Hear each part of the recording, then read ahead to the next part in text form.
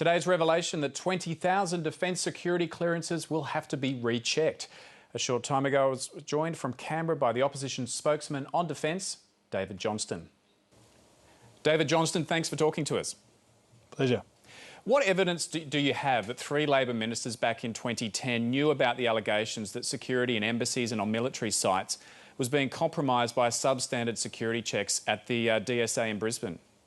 Well, we only have the word of the people who are actually doing those checks, who informed a number of people, including people retained by government to do a report on what was going on, pertaining predominantly to bullying, but who also highlighted the fact that there were significant and serious shortcomings in the security vetting procedures being carried out. Now, a local member of Parliament, the then Labor member for Ford, was informed. He informed then Minister Griffin, who CC'd a letter complaining of precisely all of these important matters to a Cabinet Minister, Minister Emerson. Now, this all happened in 2010, and of course Minister Smith in the Defence Department comes along and says, I think it's in September or October, that there's a really serious problem. Well, gee, that problem has been on foot for longer than 12 months. I've seen some of those letters this afternoon going between Warren Snowden, Brett Raguse and also Alan Griffin, and they seem to be about claims of bullying and harassment rather than the actual security vetting process. And those whistleblowers, those people who are employed, say they told everybody about what they were doing with respect to workarounds, and indeed, if you look at some of the reports that we now know from Senate estimates today, existed at the time, they specifically address the issue of these security vetting shortcomings. The Minister for Defence, Stephen Smith, who wasn't the minister at the time, said today that these allegations are baseless. He said in a statement that allegations about security processes were subsequently raised in passing in the course of the investigation into harassment and bullying allegations. He seems to be saying that the allegations about vetting were raised later in the process. Well, that's not what the evidence was today from senior defence officials. They said, yes, the evidence was raised, that specific mention was made of these shortcomings in the top secret and other classified vetting procedures were clearly identified, and that government did nothing about it. Now, you know, how much more of an alarm bell do you really need? The Minister was referring to the Trent Brennan report, which was raised in Senate estimates today, and it didn't just cover the allegations of bullying and harassment, it did deal with those allegations of security breaches. Why were those allegations not followed up by the Department of Defence?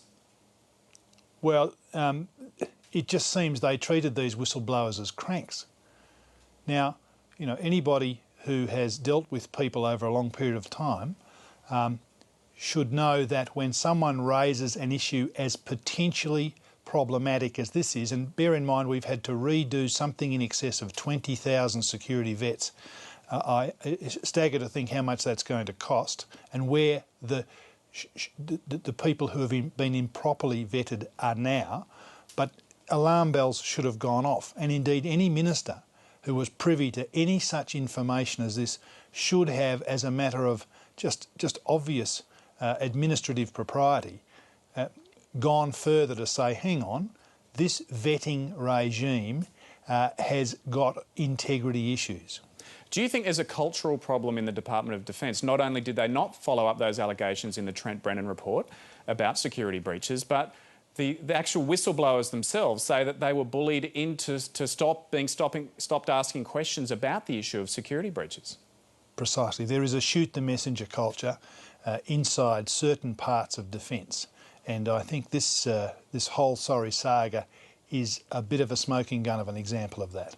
Well, what does it say about the Department of Defence when it takes outsiders? These people were junior staff. They were hired by an outside Labor recruitment firm, and they were the ones who were blowing the whistle. They were telling their bosses that they weren't comfortable by this, and their bosses were saying, get on with your job. Yeah, it is very, very concerning. And look where we find ourselves. We now have a Inspector General of Security and Intelligence inquiry, which has been commissioned by the Prime Minister herself. It doesn't get much more serious than this. So Defence today in Senate estimates admitted that 5,000 top security clearances will have to be redone. What kind of people are we talking about working in those kind of areas? Well, I'm a bit frightened to think about it, actually.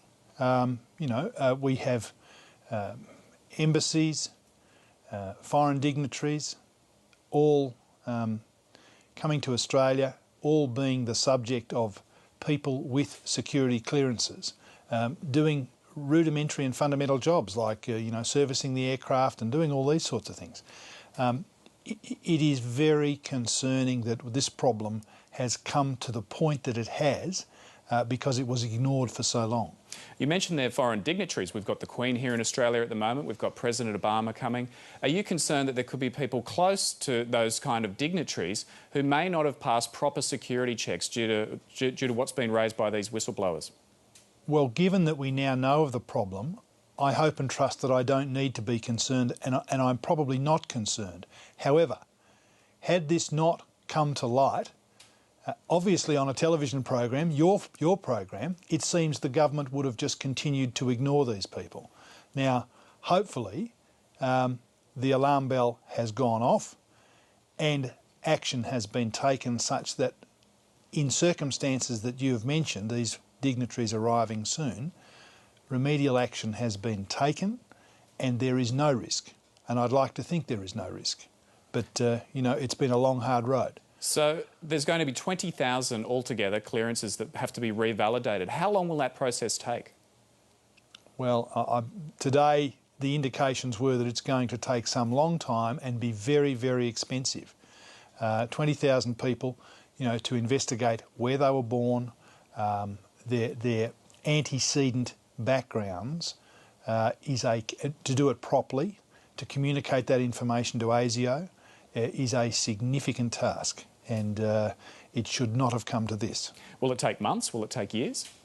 I think it'll take something in excess of 6 months. OK, so if it takes 6 months, we're talking about a period of time up to about 3 years from the beginning of 2009 when the whistleblowers first raised these problems about security checks. That's a very long time for embassies and for military bases to have potential flaws in the security checks. Well, we will get to the bottom of who's been advised, what the percentage of problems have been with respect to these vettings, but at the moment we're still waiting on the Inspector General's report to understand the length and the breadth of the problem. Bear in mind the Defence Department is now somewhat removed from the picture. It's now with the Inspector General and she's going to provide a report soon, we trust, that actually sets the parameters of how big this problem really is. Given these whistleblowers said that they were under direct instruction from senior defence staff to fabricate security checks on civilian and military personnel, do you expect heads to roll? Well, fabricate is an interesting word. I think we do get to what might be termed fabrication, but what they were using were workarounds, and that is because they were in a hurry, they put fictitious addresses and birth dates and other things like that into what were computer-sensitive forms. Now, that's a high-risk task at the best of times, and it's obviously got away from everybody. There's a significant problem with resourcing and oversight here that has led to this problem. But, we're going to find out from the Inspector General the depth and length and breadth of how severe this problem is, and I think it's very severe. David Johnston, we'll have to leave it there, but thanks very much for talking to us. Thank you, Steve.